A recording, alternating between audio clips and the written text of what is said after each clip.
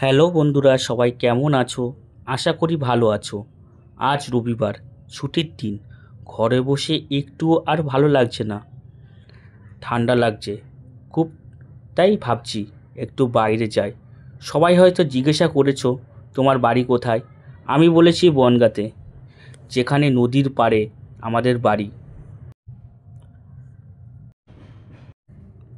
গরমকালে যেমন গরম পড়ে আমাদের গ্রামে, শীতকালে ঠিক সেরকম ঠান্ডা। এখানে যেরকম গরমকালে খুব হাওয়া আসে, শীতকালে তেমনই হাওয়া আসে। গরমকালে এই নদীর যে বাতাস আছে না, আমাদের বাড়ির পাশে যে নদী, সেই নদীর হাওয়া খুব সুন্দর। তোমরা হয়তো অনেক জায়গায় ঘুরতে গেছো, যেখানে ঘুরতে গেছো গরমকালে এই নদীর বাতাস না খুব ভালো লাগে। আর ঝলমলে রোদ্দুর, বর্ষাকালে এই জল আমাদের উঠোনে চলে আসে। এই যে এখানে একটা বসার জায়গা আছে, গরমকাল এই জায়গায় বসে থাকতে খুব ভালো লাগে। চারিদিকে সবুজ আর সবুজ, দাঁড়িয়ে থাকতে খুব মজা লাগছিল। আর একটা মজার জিনিস কি জানো, এখানে এত সুন্দর নদীর জল না, পুরো কাছের মতো, দেখতে খুব ভালো লাগে। রোদ্দুর কতক্ষণ ভালো লাগে বলো।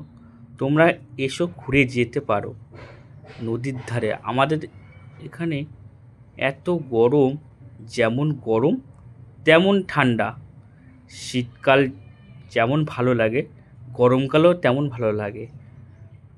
দাঁড়িয়ে থাকতে ভালোই লাগছিল, ঝলমলে রোদ্দুরও লাগছিল গায়ে। যাদের গ্রামে বাড়ি নদীর ধারে, তাদের খুব ভালো লাগে, কারণ তারা যেমন গরমকালে প্রাকৃতিক সৌন্দর্যের বাতাস পায়, তেমন শীতকালে ঠান্ডা ঠান্ডা নদীর হাওয়াও পায়। আমার মাথার উপরে যে আম গাছটা দেখতে পাচ্ছ না, এই গরমকালে এইখানে দাঁড়িয়ে থাকি, খুব ভালো লাগে। এই আম গাছের তলা খুব সুন্দর লাগে, চারিদিকে সবুজ আর সবুজ, প্রকৃতির সৌন্দর্য। এই যে এই কাকাকে দেখতে পাচ্ছ, এই কাকাকে জিজ্ঞাসা করলাম নৌকাতে কি কাকা আলকাতরা লাগাচ্ছ? কাকা বলল শুধু আলকাতরা নয়, সাথে পিচ প্লাস আলকাতরা মিশিয়ে লাগাচ্ছি, এতে নৌকা ভালো থাকে আর জল ঢোকে না। ভালো লাগলো, যাক কিছু তো জানতে পারলাম। এই রকম পুরনো লোকের কাছ থেকে কিছু হলেও তো শিখলাম, যেটা হয়তো জানা ছিল না। আর আমার কিন্তু নদীর পাড়ে ভালোই লাগছিল।